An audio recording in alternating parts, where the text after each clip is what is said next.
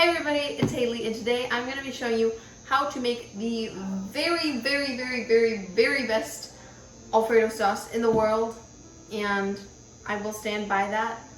This is the recipe my family has used for years, and we all love it, and like people we give it to love it. Way better than any sauce you could get out of a can or a package, or some dinner.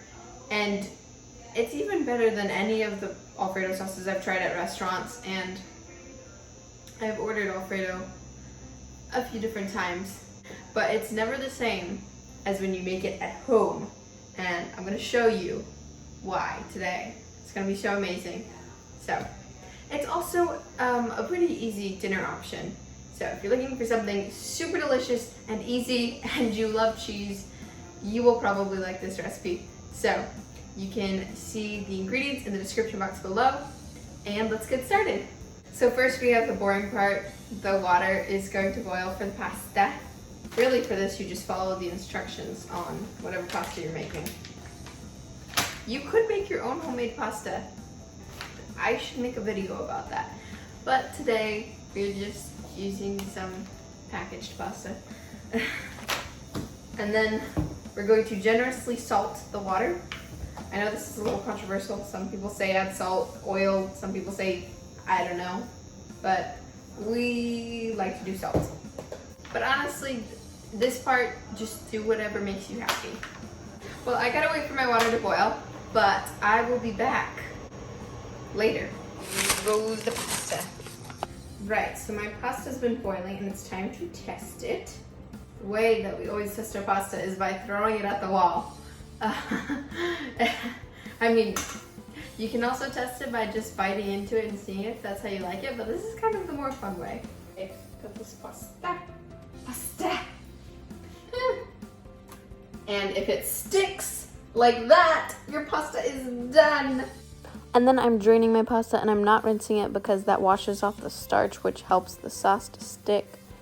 And I also still want it to be hot. And then I'm gonna add 1 stick or half a cup of butter to my saucepan pot, and we're gonna let that melt.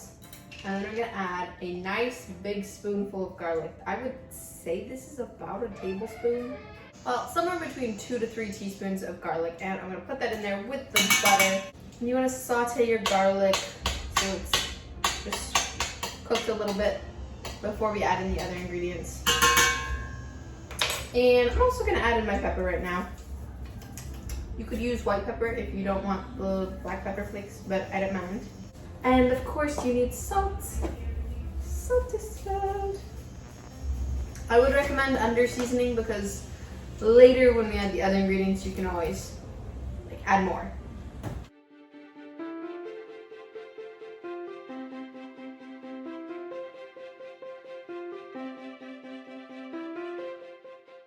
Once that's all good, then we're gonna add in 1 cup of heavy whipping cream.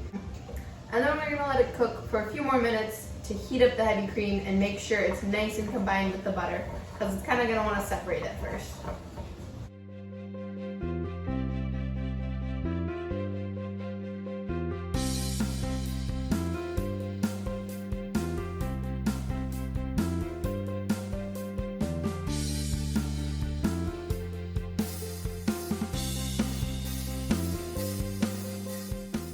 Okay, once that is nice and combined, then you're gonna add 2 cups of grated Parmesan, but hold on, because you just wanna add it a little bit at a time.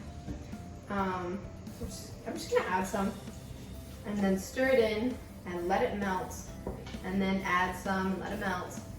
And now ideally, you would wanna get a nice block of Parmesan, and shred it at home. But the great thing about this recipe is that we've made it so many times, and it works really no matter what Parmesan you use. You can use the really good Parmesan, or you can just use the pre-shredded Parmesan at the store. Whatever you have on hand. Okay, you just stir while it's mixing in. Add a little more.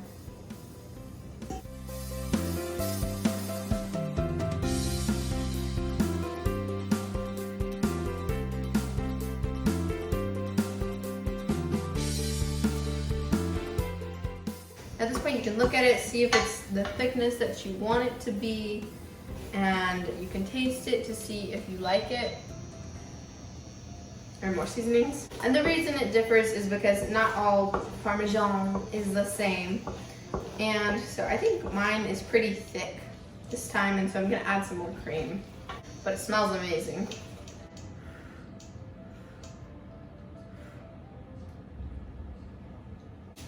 And then once your sauce is done cooking, you can go ahead and add in your pasta, which I still have in my strainer. Oh well. Sometimes also you don't need all of your pasta. Or you can keep your pasta separate from the cheese and just let people add as much or as little cheese as they want.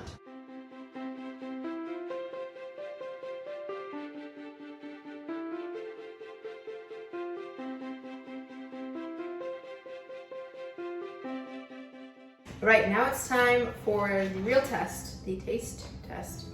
I'm just gonna try a little bit of it because I'm gonna wait and eat dinner with my family.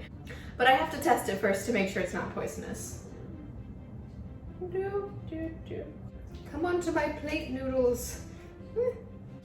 At this point, you can also add some chopped parsley or basil. I love basil. Also, I mean, that kind of reminds me of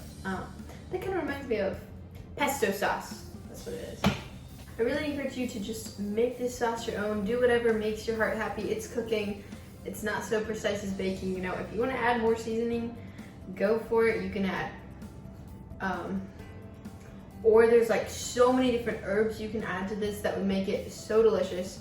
I will probably chop up some parsley and basil later and add that to my pasta, but I won't be adding it to all of it. And while this is my favorite Alfredo, I am sorry to inform you that it is not actually the authentic Italian fettuccine. I really should try that version. I'm sure I would like it because I'm Italian. But we grew up making the American version, which I think is really good.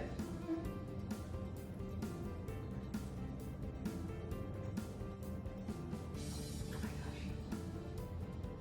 It's so good. Every single time, it's so good. I love all the flavor and the garlic and the cheese and the saltiness. Perfection. Anyway, thank you so much for cooking with me today. This was kind of different than what we normally do, right? Do you guys like cooking videos? I don't do a lot of cooking, but I do some cooking, okay? Let me know if you would like to see more meals / snacks / side recipes. Don't forget to give this video a thumbs up and click the subscribe button and ring the notification bell so you know every time I post a new video. And I will see you next time. Bye!